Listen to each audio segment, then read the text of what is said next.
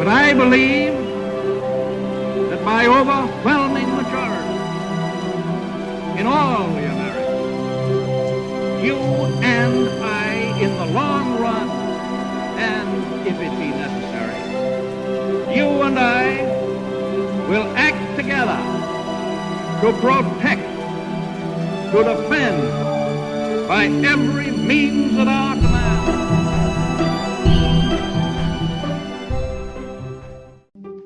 Welcome to the History in Motion podcast, where we discuss leaders, their decisions, and how they shape the world we live in today.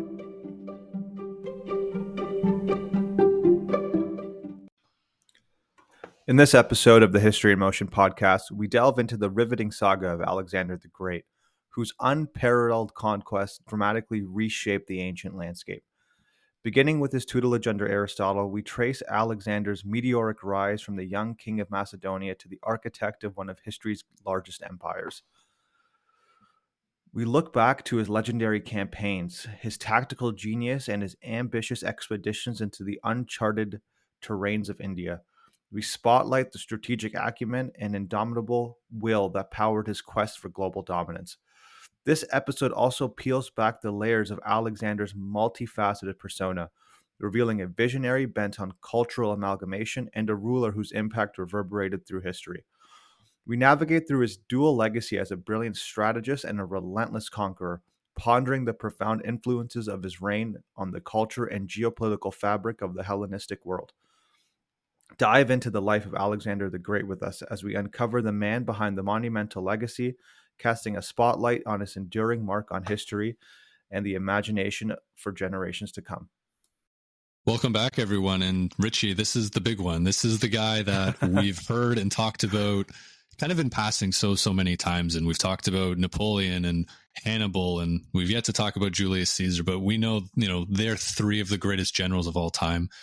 But whenever they're asked to kind of rank themselves or compare themselves to others, they always put Alexander above them, or they're just always striving to be to the level of the great Alexander the Great. And so, I think we came into this as, okay, he's Alexander the Great. He's, had a pretty crazy conquest, and there's some interesting things that happened. And boy, were we not even close to being able to tell this, to even understand the story of Alexander until you dive right into it, because this story is short in terms of someone's life, but it seems like every second of his life is packed with just craziness and conquest, and also just this bizarre personality of a man who believes he's a god, has an ego that I don't think can be matched by many other people we've ever talked about. So this is going to be a really interesting one, because there's just so much here. And this person is, when you talk about folklore of anybody who's ever existed, everybody knows who Alexander the Great is. And he's not just famous today, but he's famous in his own day and famous in the ancient world and in the medieval world, Renaissance, you name it. He's a big deal no matter what. Yeah, I think you nailed it with that intro. I don't think we've had such a passionate intro for the majority of our episodes. I think for this one, particularly for me, I knew of the stories, the lore of Alexander the Great, just because he still is somehow entrenched in the modern culture and zeitgeist. But having an opportunity to do a deep dive into his story, you can see why he has the handle of Alexander the Great, because his story is so impressive, and it's almost like something out of a fantasy novel. It does not seem real when you start to dissect and pick apart what he was able to accomplish in such a short amount of time. You can't help but be left in like a state of awe. Yeah, he's almost borderline on this like reality versus mythology sort of setup. When you look at, some of the Greek tales of Achilles and Hercules and these people, 100%. We'll get into how Alexander compares himself to those people. But when you sometimes look at their stories and compare them to Alexander, there's not sometimes a huge difference outside of the very clear, mythological and, no great beasts or anything like that. But with Alexander, this story almost feels like a myth. It feels like a fairy tale, like you were saying. But the great thing is we have historians from the ancient world, and we have tons of archaeological evidence to confirm the major things that happened. Some of the details, especially at this time, we don't know for sure. We have to kind of almost say, yeah, this is plausible that it could have happened, but maybe not necessarily, a true fact in the strictest definition, just because we can't necessarily trust everything that's coming out of this time period because it was so long ago. And like I said, Alexander is trying to create a myth about himself and an aura. Some of this stuff is going to get exaggerated one way or another. Oh, he's a master of public relations and image. There's no doubt about it. Whether there is an aspect of intentionality behind it, I don't know how much he believed in his own lore. That's a question mark for me still, coming away from the research. But I think regardless of whether he believed in it or not, the lore was well deserved. And I think, you would be hard pressed to argue the opposite. For sure. It's there's so much coming together, and there's so much around this that grows into not just so much of a story, but so much more of an impact on the world. And then he keeps popping up in terms of whether it's art, whether it's history, whether it's influence on other great generals that come throughout history.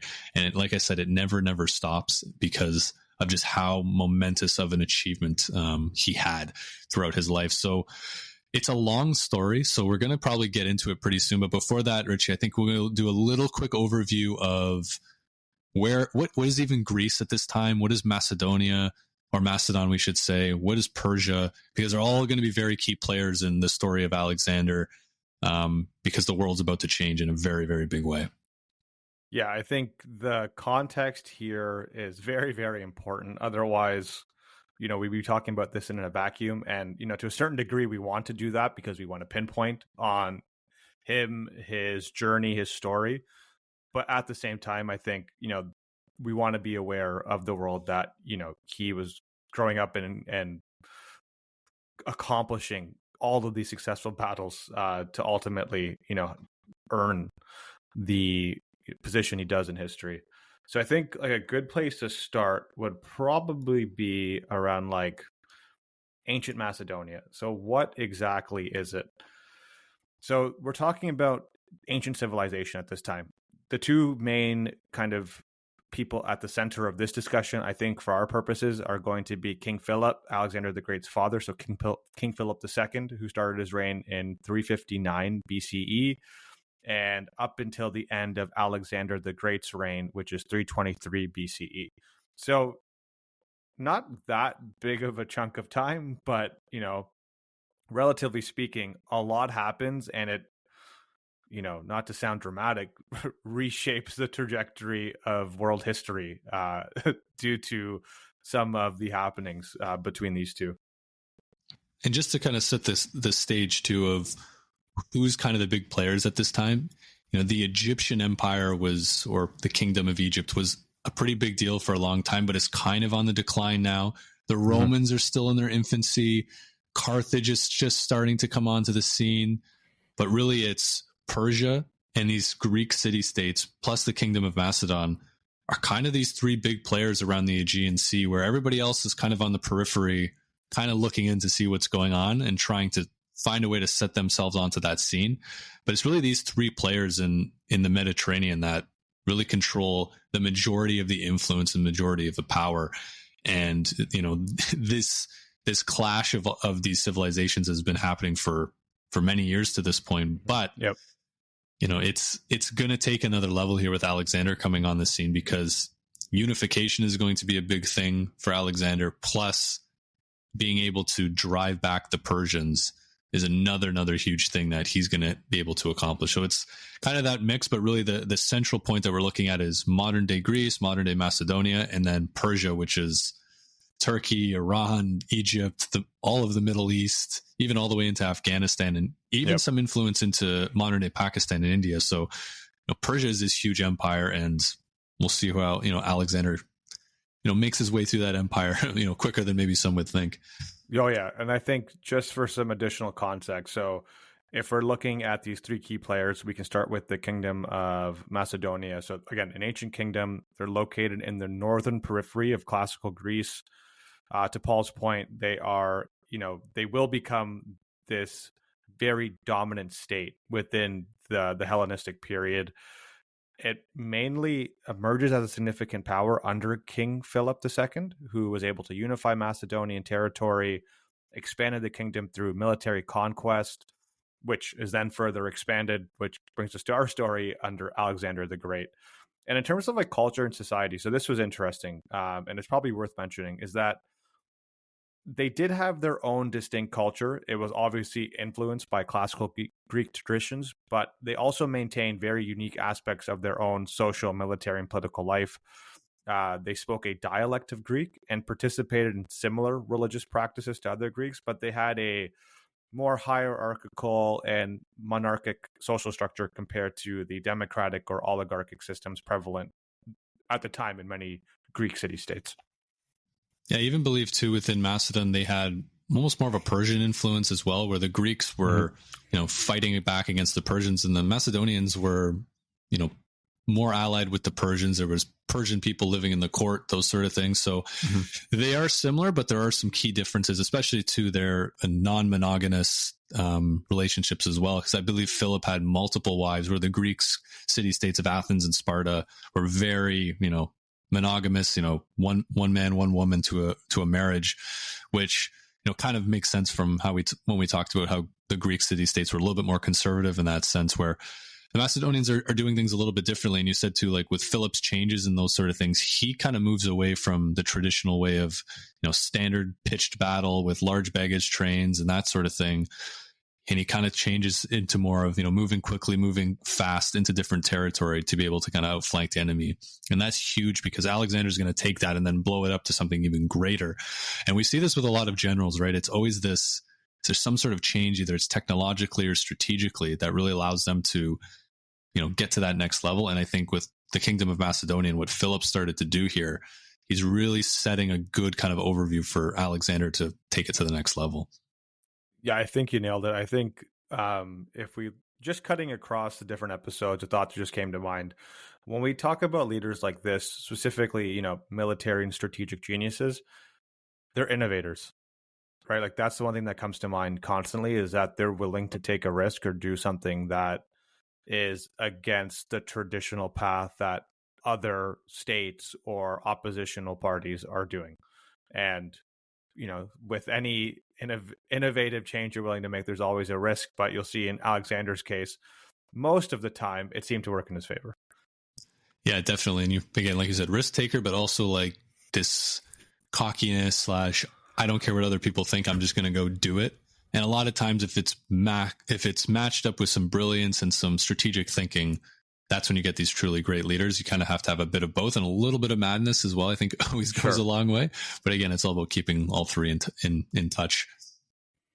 Yeah, and I think if we're looking at these two figures as a whole, and if I could provide like a highlight reel of things that they accomplished before we get into it, if we're looking at King Philip again, so his reign from 359 to 336 BCE, he essentially is responsible for transforming Macedon from this marginal state into this very dominant power.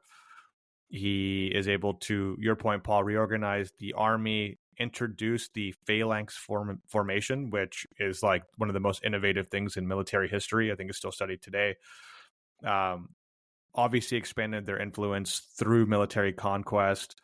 He was able to subdue a series of Greek city-states, and he did plan to invade the Persian Empire, but as we'll see, he was assassinated before he could do so, which kind of leads up to Alexander taking over the throne and then starting his journey of conquest that would ultimately last him, I think it was 13 years.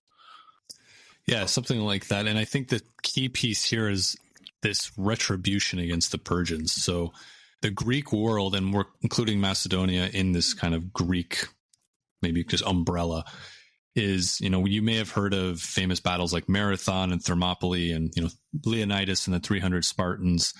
There's a lot of history with the Persians coming into Greek land and essentially trying to invade and take cities like Athens and Sparta and these other places. And so there's, the Greeks win those battles, and it's somewhat of a unifying factor until it's not a unifying factor.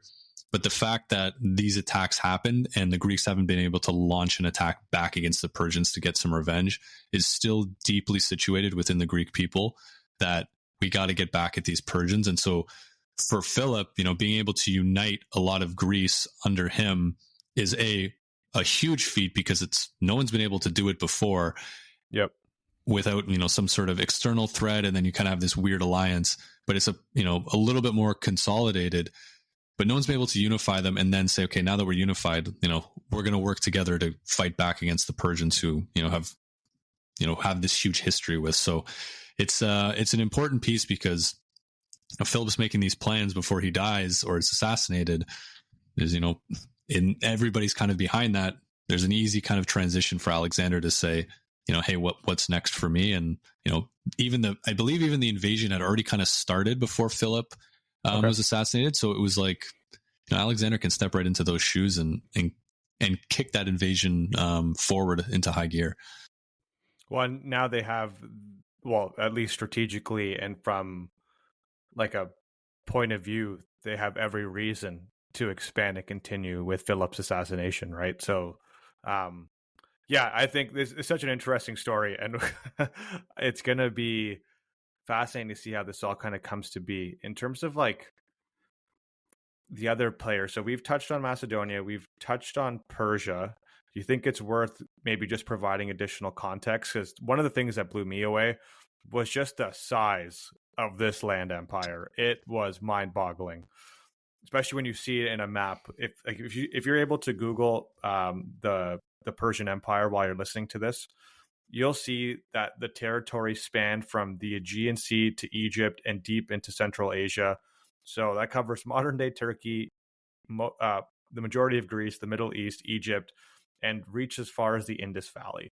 And during Alexander's time, it was Darius III that was kind of the central leader of the empire, which was based out of Babylon. It's an absolutely staggering size. When you're right, you have to look at it at a map, and then you have to take into account, as keep that map in mind, because when we say Alexander's the Great, like, to be great, you have to conquer an empire, but not just any empire.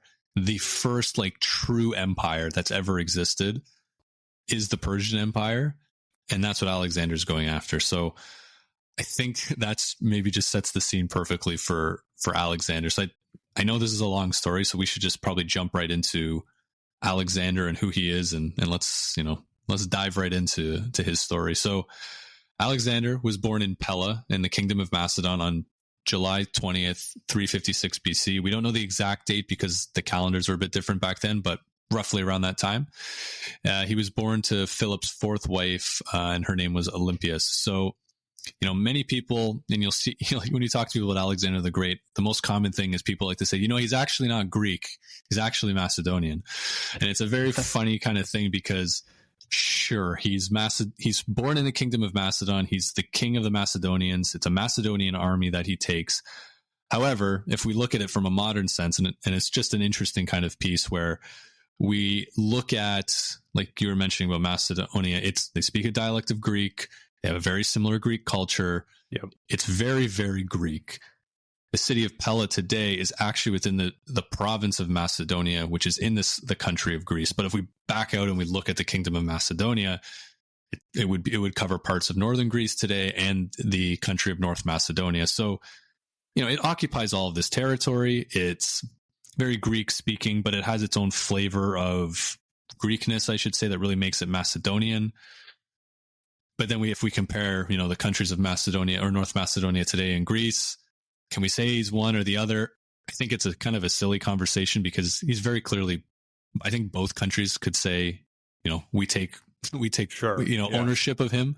And I think it's an important part of both of their histories. So someone says, yes, he's Greek. No, he's Macedonian. I don't think it's a really worthwhile argument. He's both. And I think that's just something we needed to get clear, because it's something that, you always see come up. But he is the king of Macedonia, or the king of Macedon, however you want to describe it. And that's kind of how we'll look at him going forward. So the story of Alexander, I kind of have titled here as, it's the birth of a legend. We really toe the line between well put. right, myth and historical fact. So There are two reasons for this. So, the Greek world is very religious, and they believe that gods like to meddle in the lives of humans. And one of these ways is by mating with humans. So to create great people, which are half men and half gods, which are called demigods. And there's so many stories like this across Greek mythology. And Alexander, with his brilliant public relations, is able to craft this narrative later in his life that he believed that he was actually the son of Zeus being basically the father of all the gods, the most powerful Greek god. And he was comparable to Achilles. So Achilles was a great Greek warrior who was dipped in the river Styx by his mother. And the river Styx was basically supposed to make you immortal and basically give you like a shield. But she held him by his heels, thus making him vulnerable at his heel, which is why we have, your Achilles today, Achilles heel, all of that. And so he wanted to believe that he was like this reincarnation of Achilles or a descendant of Achilles. And this is the message, that he wanted everybody to know. So that's kind of, the intro to where he's trying to get to. And we have some stories we'll get into in a bit around what people are actually saying and what's like the specific stories that people are telling about how Alexander was actually brought into this world by, the meddling of the Greek gods. Yeah, the story surrounding his birth, like I think you put it so eloquently, the birth of a legend, because the stories that they are just incredible. Just the symbolism, the religious conviction, this idea of this divine kind of birth is it's riddled in his biography. Like you can't escape it because of his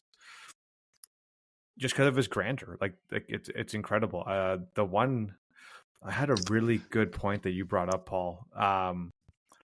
And yeah, it's about historically. Again, we gotta take this with a grain of salt, but it's presumed that Alexander's father, Philip, actually was on record or shared that one night he looked into his wife's bedroom and saw her in the embrace of a snake, and this was interpreted to be the god Zeus, who was considered by some to be Alexander's father.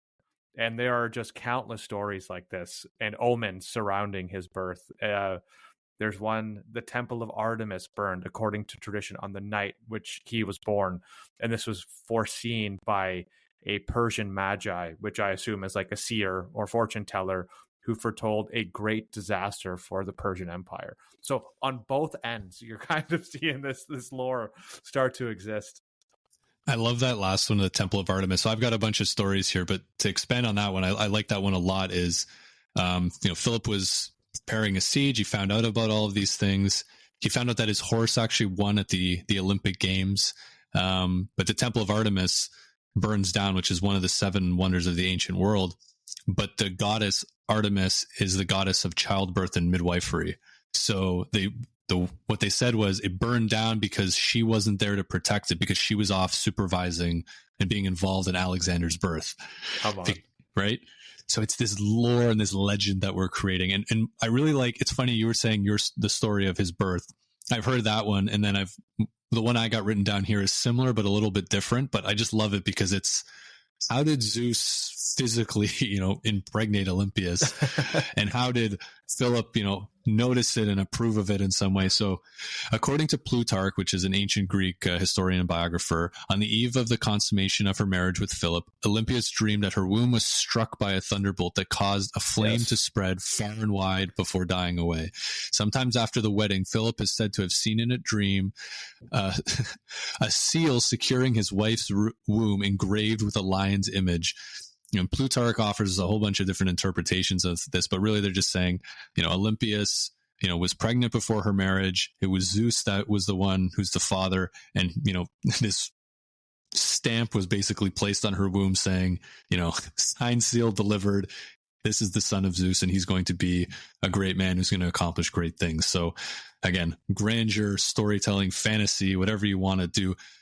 They're creating a fantasy and a fairy tale out of his life.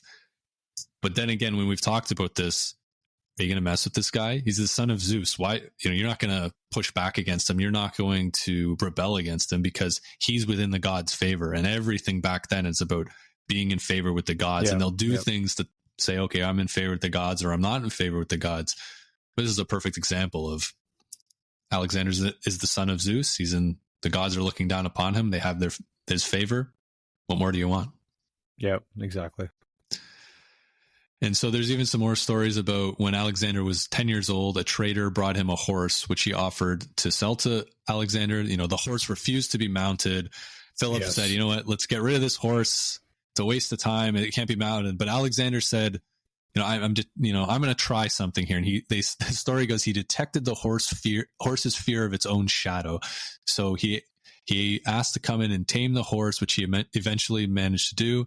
And Plutarch states that Philip, overjoyed at this display of courage and ambition, kissed his son tearfully, declaring, "My boy, you must find a kingdom big enough for your ambitions. Macedon is too small for you."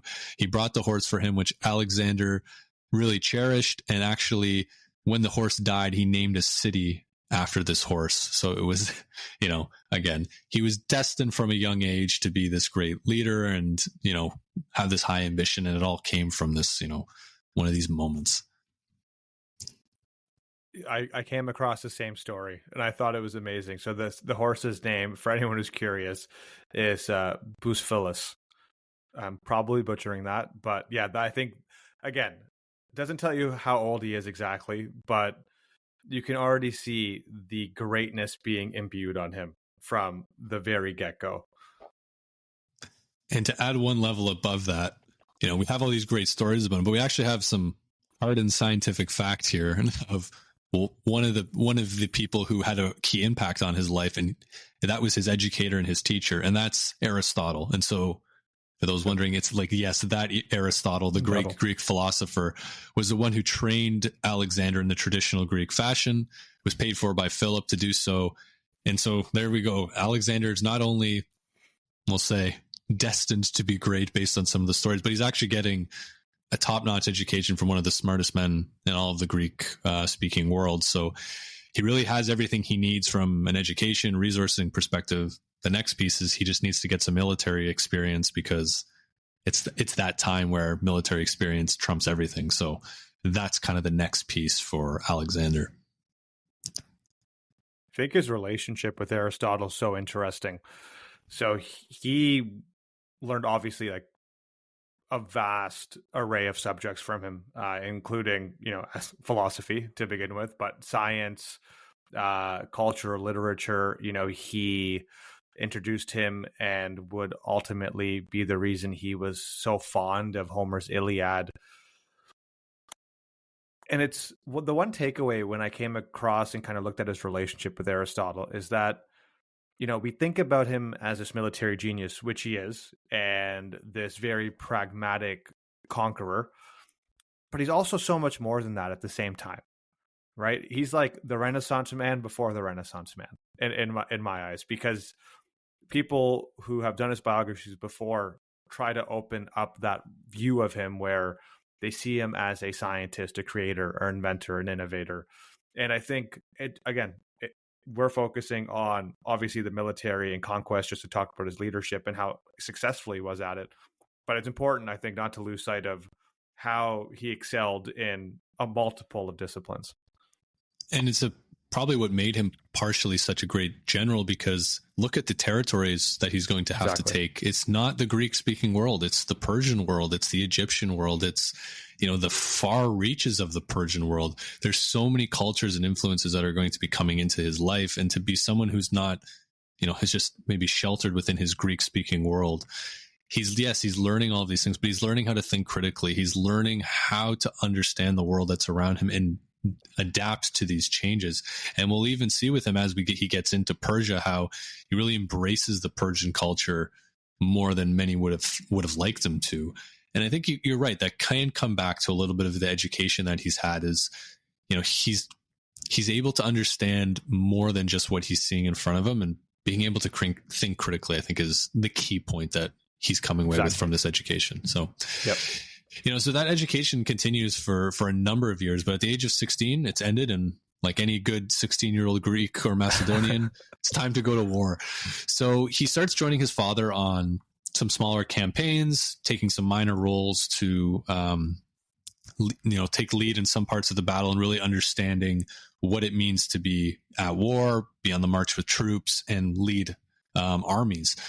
So he eventually fights alongside his father in larger parts where, Philip would take part of the army and Alexander would take another part. And they were expanding their territory into Thrace, which is kind of like northeast Greece, kind of moving more north than that. But he didn't just necessarily do the military work. He was around for the diplomatic maneuvers of Philip. So as we talked about before, Macedonia is growing its influence and it's actually moving into the traditional Greek mainland. But it's not just all war. He's able to build this Hellenistic league for all the Greek city-states, of course, except Sparta, because that's just how the Spartans are. But Alexander's there for that, right? He's able to sit through understand these meetings and see the way his father is able to deal with, how do I deal with the Athenians? How do I deal with the Spartans? How do I deal with other members of the Greek mainland? So he can kind of get that well-rounded approach to how he's going to look at diplomacy, because he needs to unify the Greek world, because Philip's going to have it unified, and I'm doing air quotes, and his death comes very shortly after, and it's not unified, in the way that Alexander needs it to be, and there's a little bit of mopping up that he'll have to do. So, he's kind of seeing all of this, but then his father gets assassinated. And so this is a very fascinating story, because he's at a wedding and he's killed by one of his bodyguards, and everybody pretty much assumes that this wasn't the bodyguard, his motive, because the bodyguard is killed like immediately after he kills Philip, which some say was probably all planned out. But there's so many people who had a motive to do this. The Persians, for sure, because the most obvious, right? Yeah. Like the usual suspects, the right. Persians. Yeah. Anybody within this Hellenistic league who's not happy about it and wants to take Philip out of the scene. But then the third is interesting, because a lot of people say that Alexander and his mother could potentially have been involved. And the reason for that is Philip has taken a new bride. She's going to have a son. Where does Alexander fall in all of this? And there's even a kind of a conversation that Alexander's not fully Macedonian, based on the origin of his mother, and now Philip's new wife is fully Macedonian. So will this be a true heir that could potentially threaten him? We don't know for sure.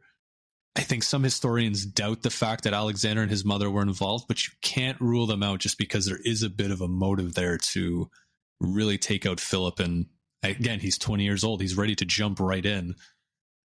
There's a little bit of opportunity there. Maybe, maybe not. We'll never know, but there's definitely a motive. And I think that's such a good point. So I came across that in my research. And what I came across wasn't so much the implication of Olympias and Alexander, but more so just his mom, kind of being the spearhead to wanting to assassinate Philip.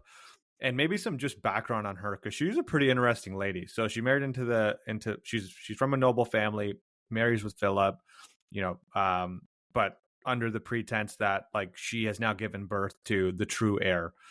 And she was a mover and a shaker, according to most historians. Like amongst all of Philip's wives, she demanded the most respect.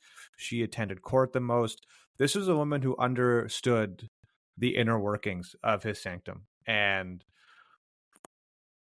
I think the theory that she, could have been responsible for his assassination probably would bear, some good rationale for her to do so, considering if she is feeling threatened by this new person. And I think just given her tact and strategic ability to maneuver within the society, she is by no means this, I guess she doesn't lack any agency.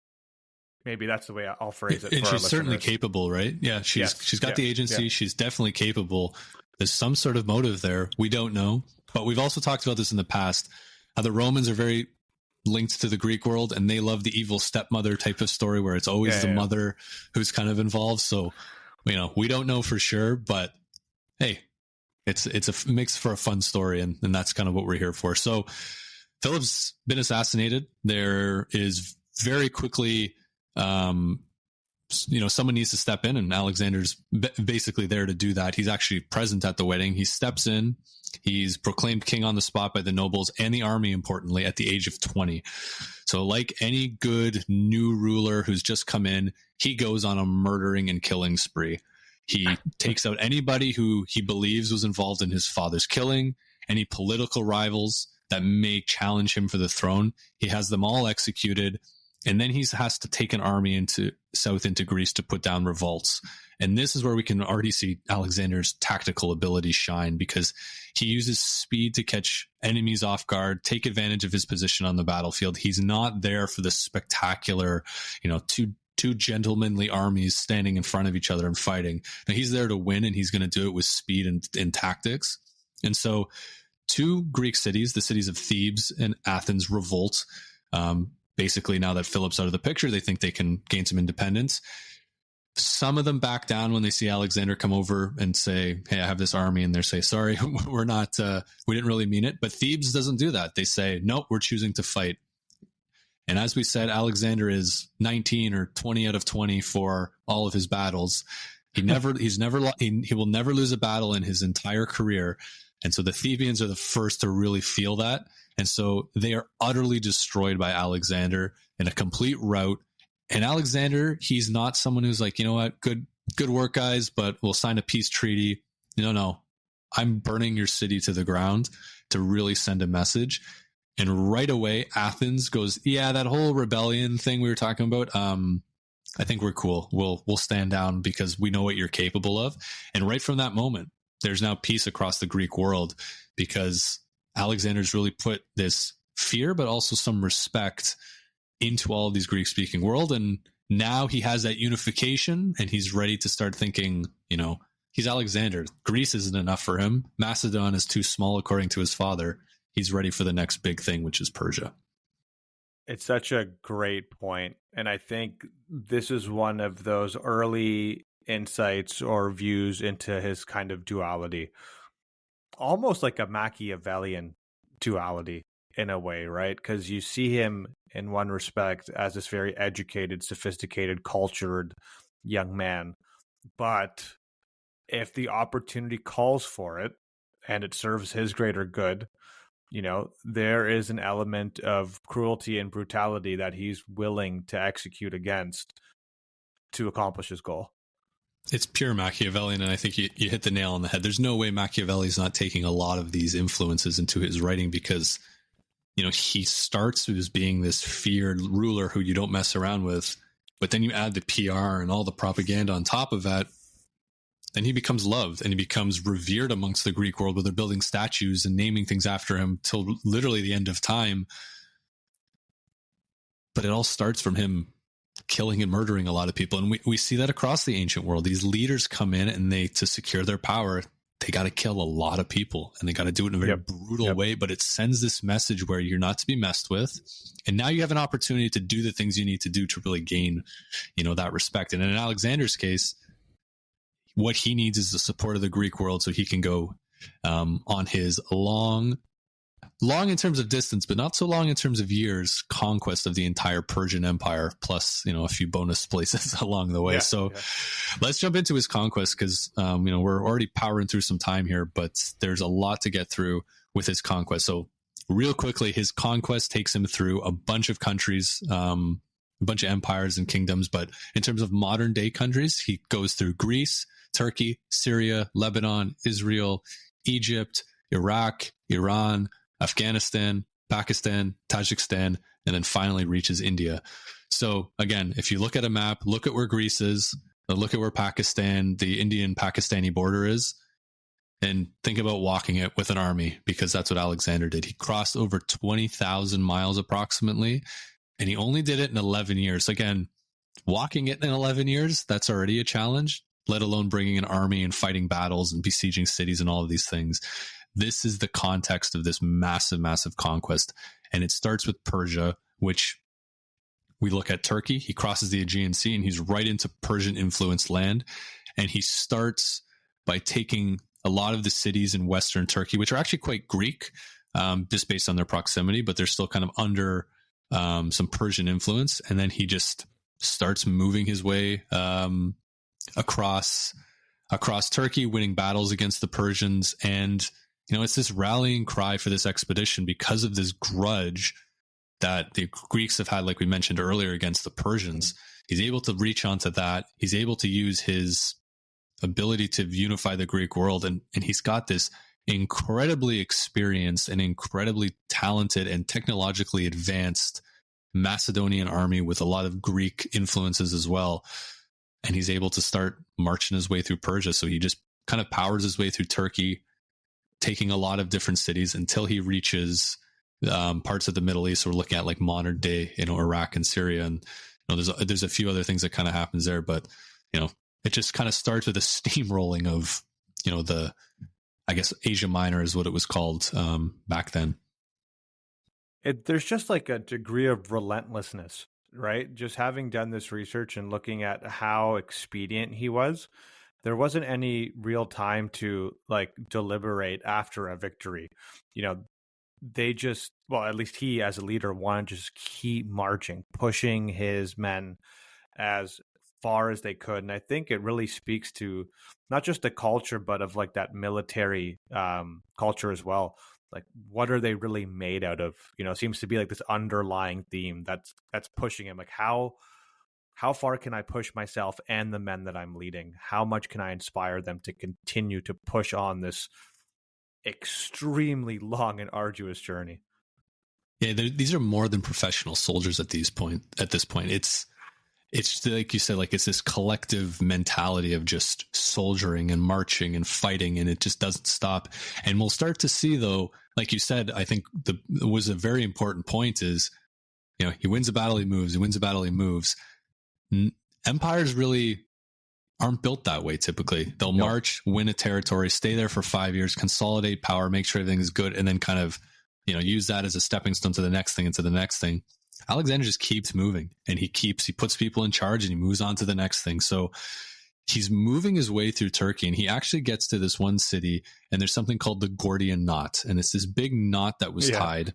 And basically it said, the person who can undo this unsolvable knot, like untie it, will be proclaimed as, the king of Asia, or the future king of Asia.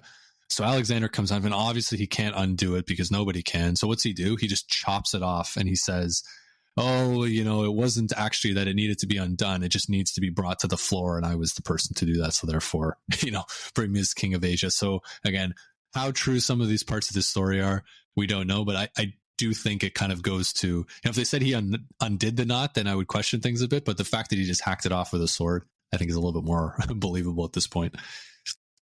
Well, it just goes to show you, I think that's an element of the ego, or greater than thou. I'm not going to approach this problem like everybody else. I'm going to do it in the way that I see fit. And, I think that really is just a hallmark of his attitude and personality. I'm not going to sit here and try to untie the knot.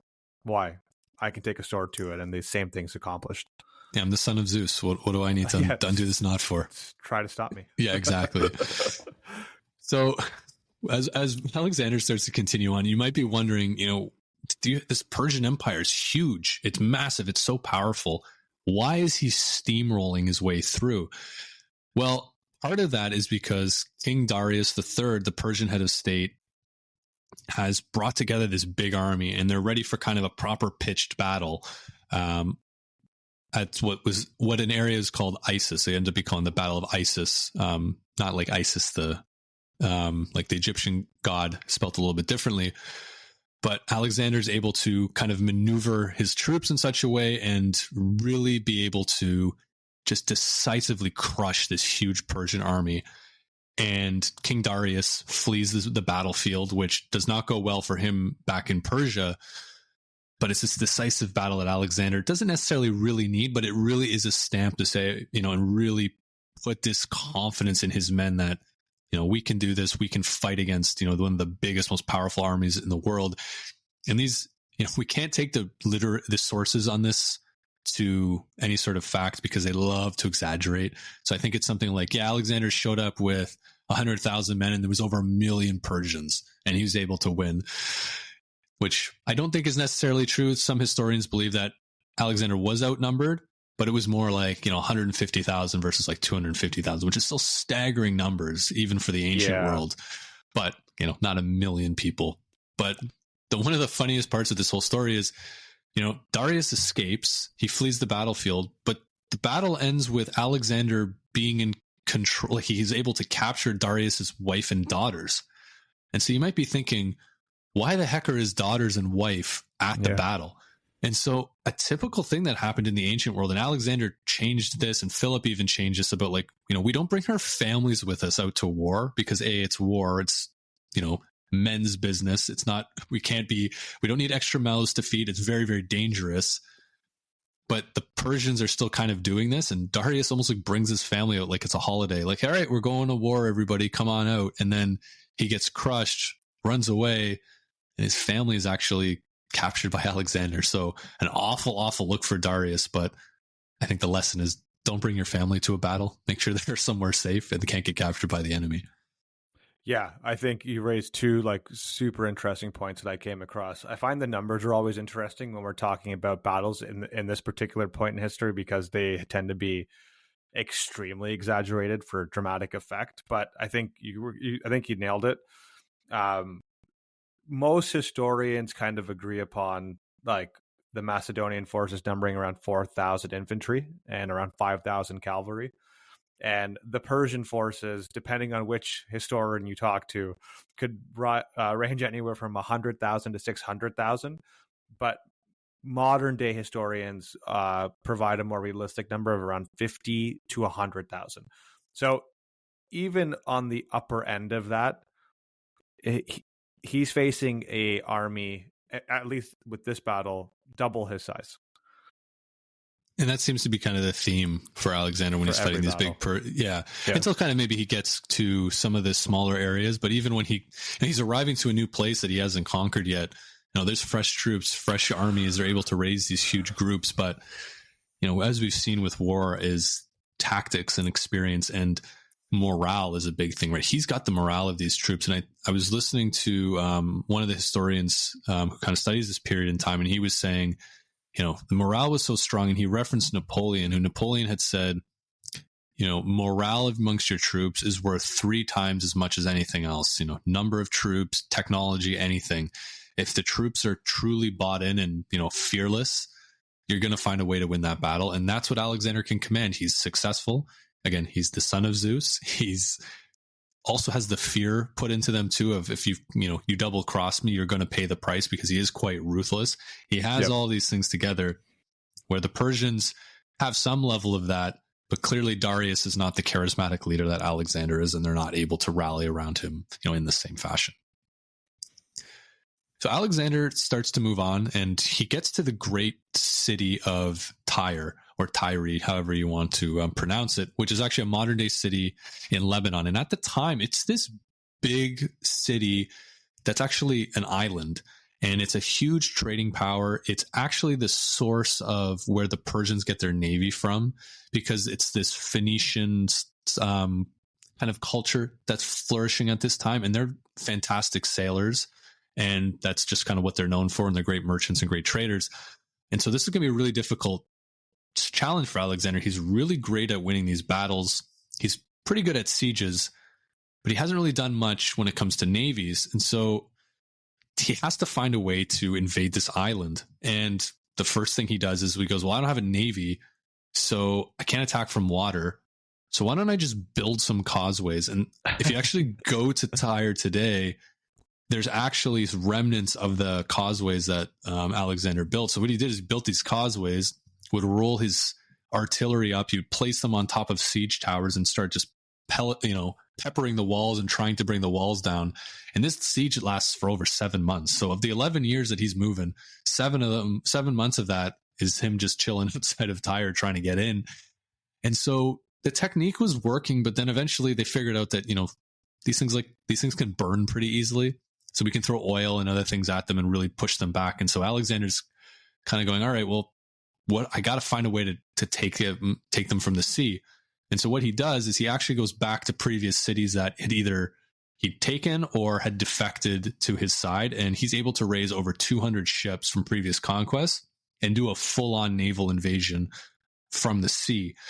And so eventually this takes time, and they're pounding back against the walls. And then there's a counterattack that the Tyrians do. Doesn't really work out very well. And there's an opening, and Alexander's men are able to get inside the city. And so this is where a lot of people look at Alexander and say, He's a bit of a tyrant. He's a bit of a bloodthirsty imperialist, but it's kind of on brand for him from what we've seen. And it's also very on brand for the ancient world. The ancient world is incredibly brutal.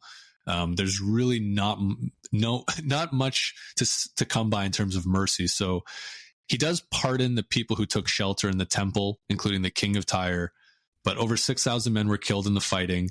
And then over 2,000 Tyrians were crucified on the beach, and the remaining 30,000 inhabitants of the city were sold into slavery. So a very small amount of people get away from this, maybe not scot-free, but, better off than the rest. So this is, I would say 90% of the city is either killed or, sold off into slavery. So it's a bit of maybe some would say a blemish on his career, but also this is ancient warfare. This is what happens. It gets so brutal. And again, crucifying 2,000 people and putting them up on a beach is that spectacle of, you don't mess with me because I'm going to win this battle and I'm going to make you suffer in the most brutal way possible. You made me sit here for 7 months instead of surrendering. You're going to pay the price. It's so interesting, right? With his story, you have these very overt instances of violence and brutality.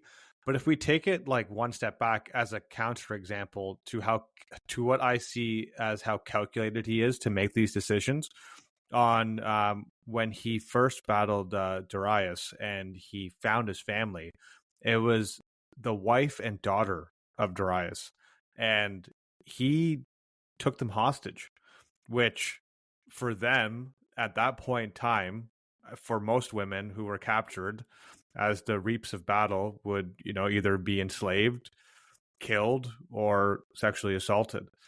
But he actually took them on the journey with him throughout his, early campaigns. So it's a very interesting dichotomy that his approach has.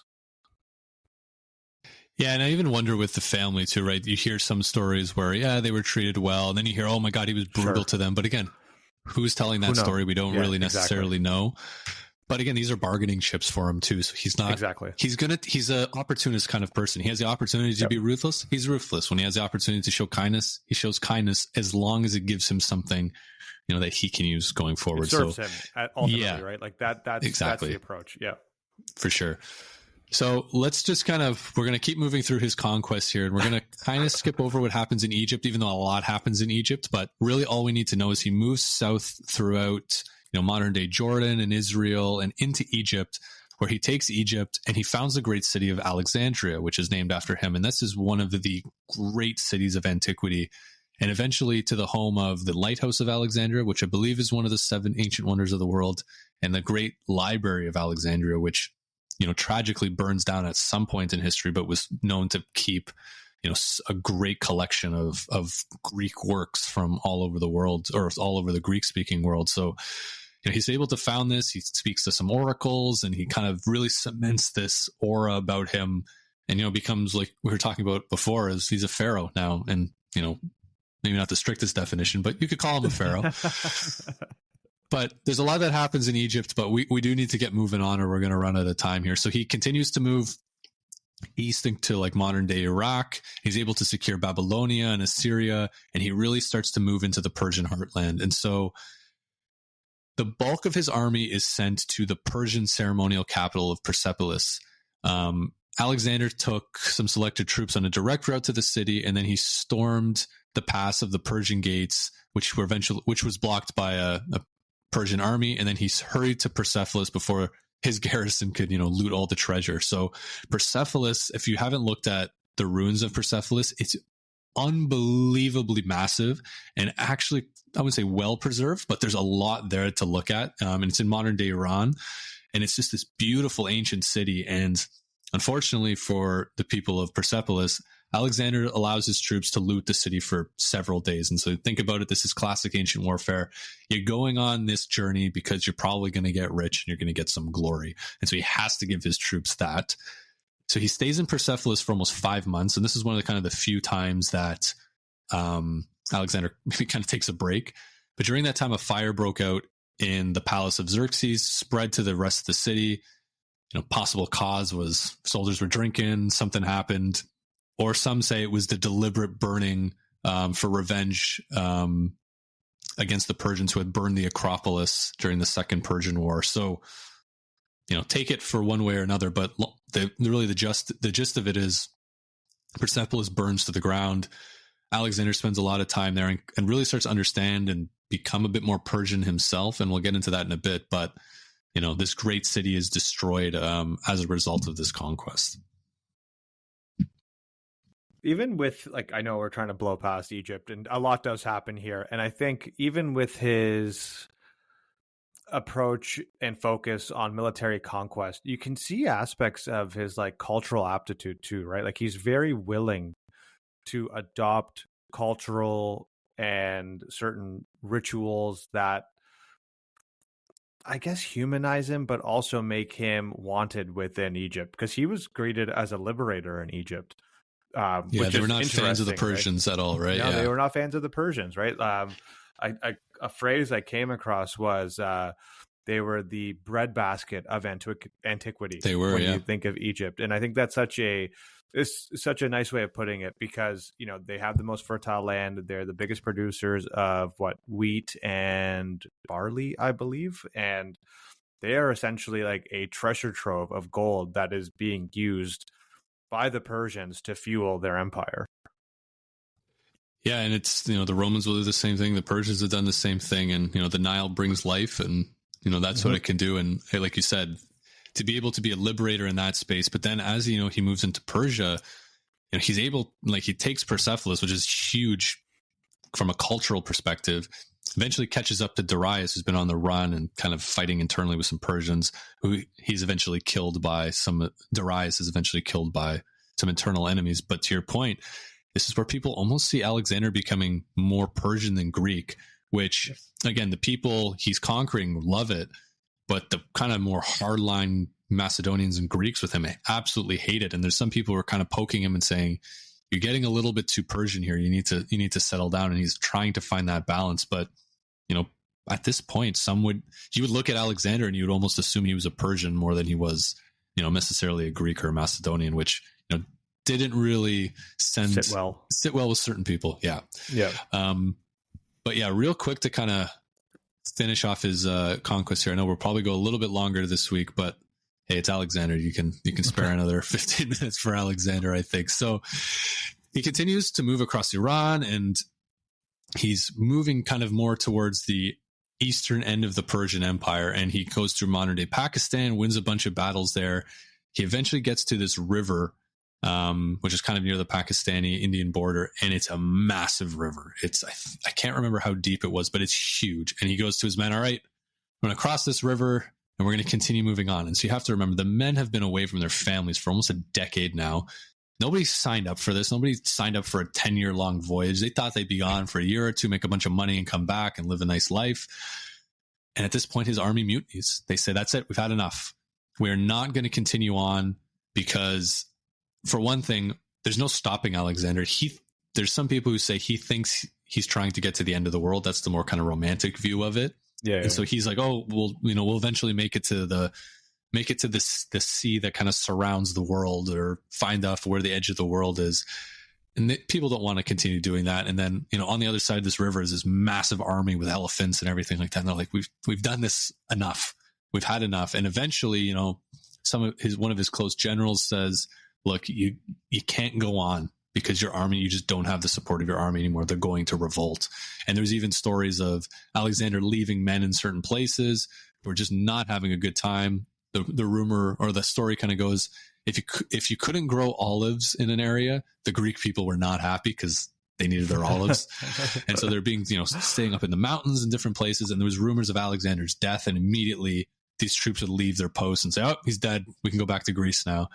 So eventually it kind of all comes together where Alexander goes, all right, we're going to go back. But he could have just gone back the way he came, the way he knows. But that would not be very Alexander of him, would it, to go back? He decides that he's going to go along the south coast of where Pakistan and Iran is, through a desert, which is very close to the sea. So his plan was he would have his fleet and his army kind of moving in sync across the water. So some people say strategic blunder by Alexander. Why would he march his army through a desert? But then some say, okay, actually that does make sense because he's going to have his navy to support with supplies and all those sort of things. But eventually they get separated.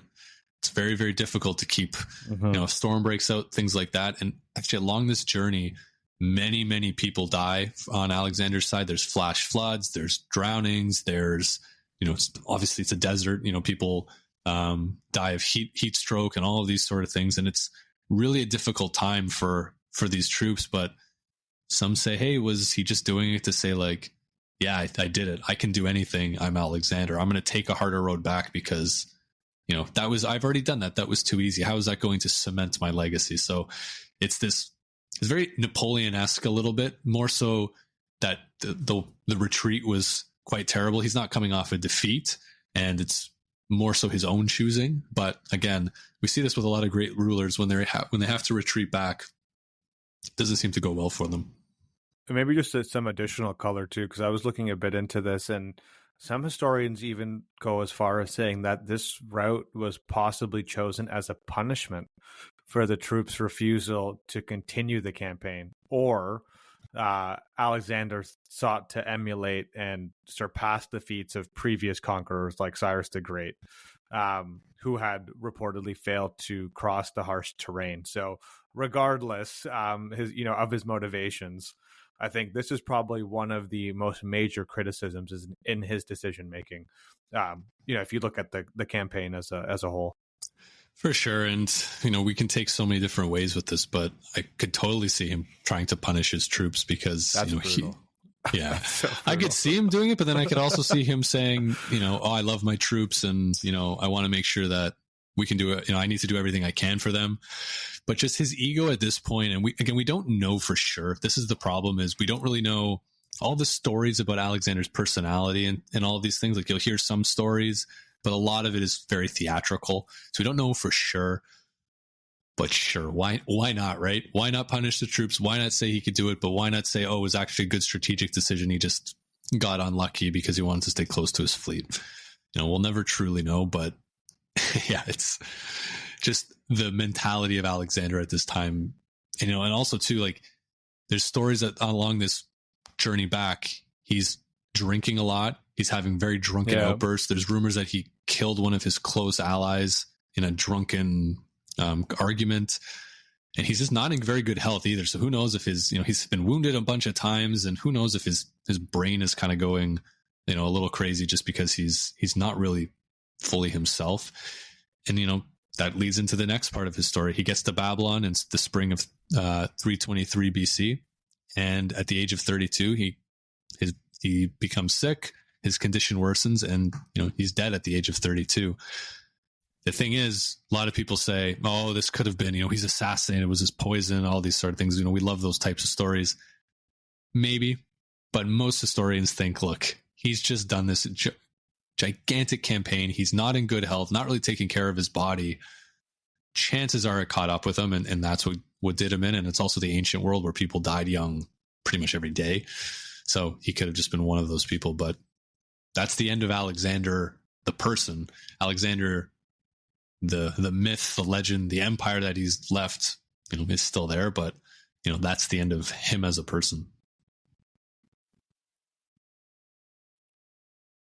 It is a tale fit for a Hollywood movie, right? Like, it is probably one of the most incredible stories that I think I've come across doing this podcast, or just being, a history nerd.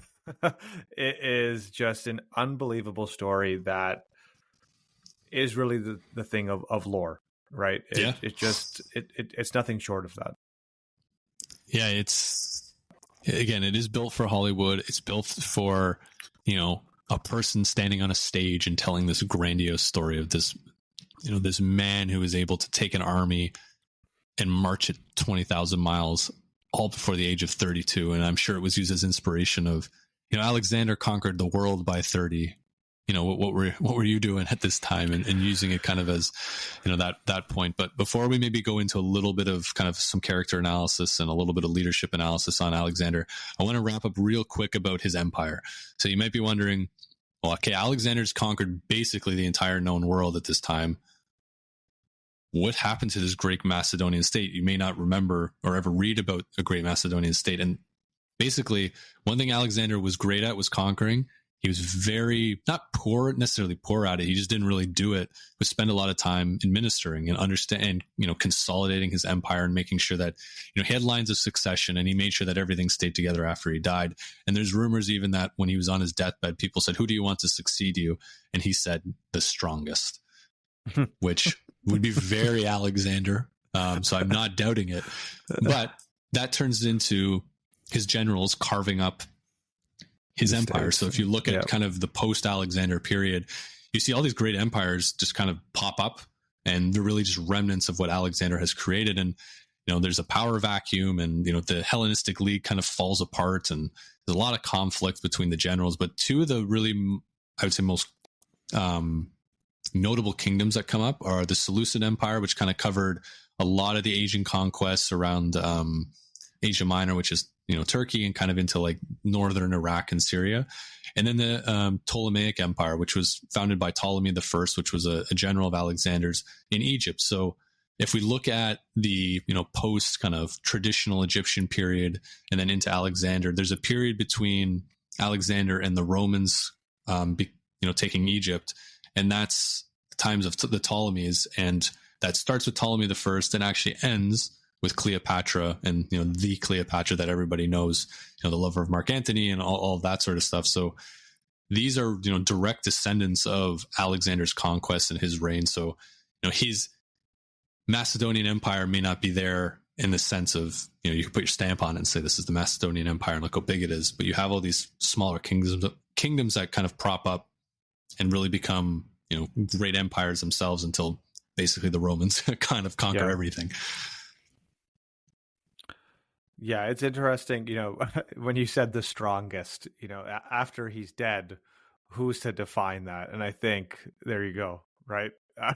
I'm sure many people were willing to fight and showcase who was the strongest in their eyes, or who would have been the strongest in Alexander's eyes.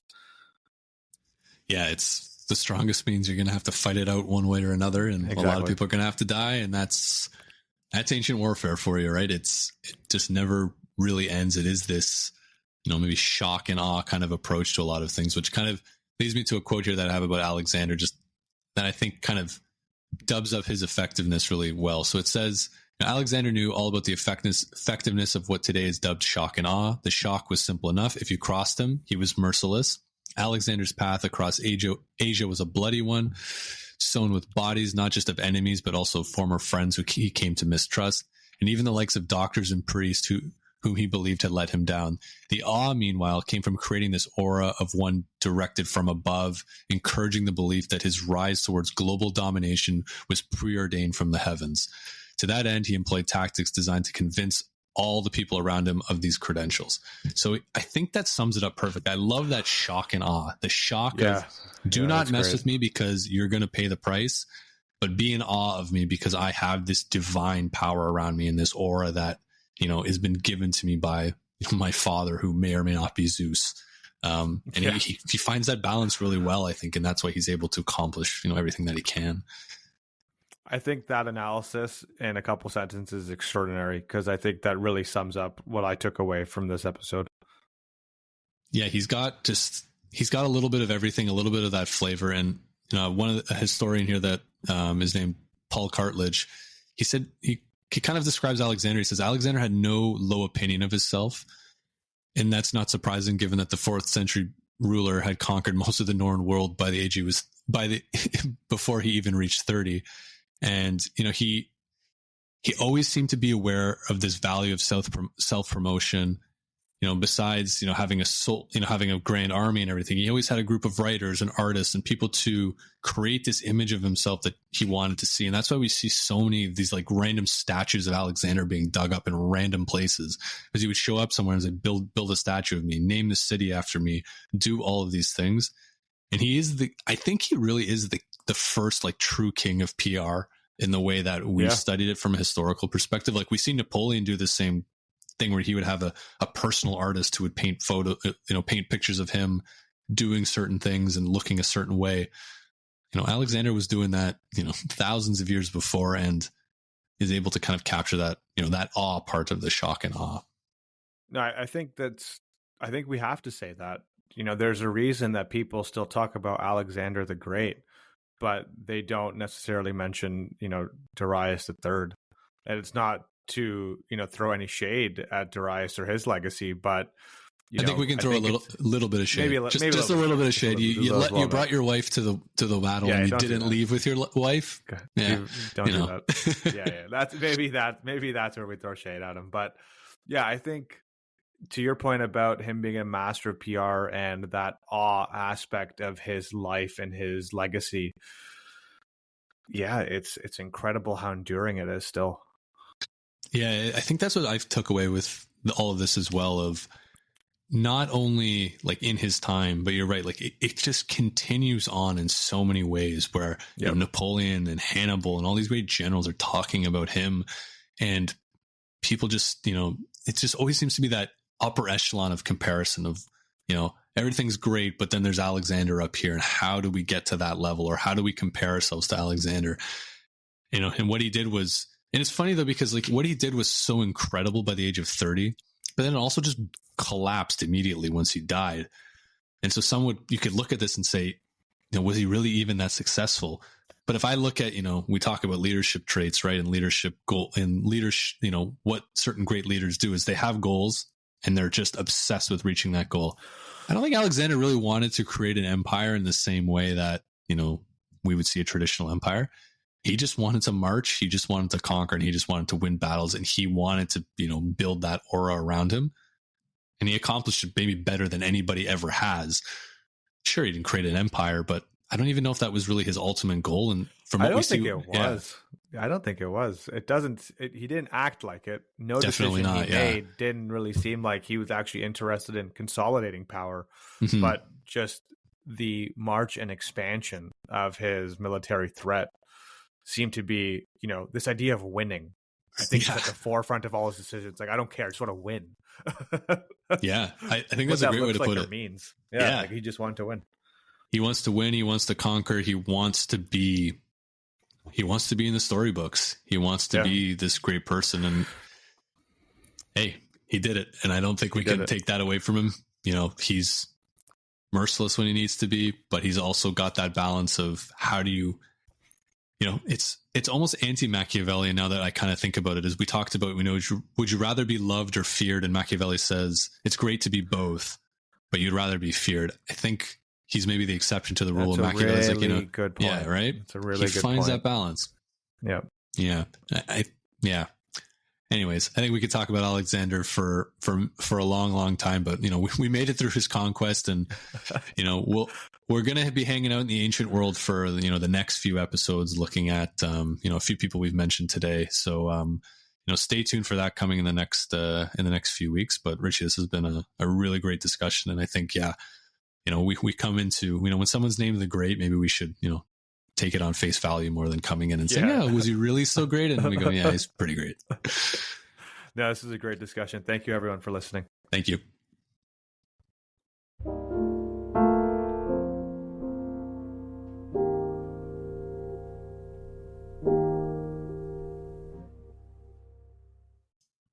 Thank you for listening to today's episode of the History in Motion podcast. If you enjoyed our journey through time, please subscribe, rate us, and share the podcast with friends. Your support helps keep history alive.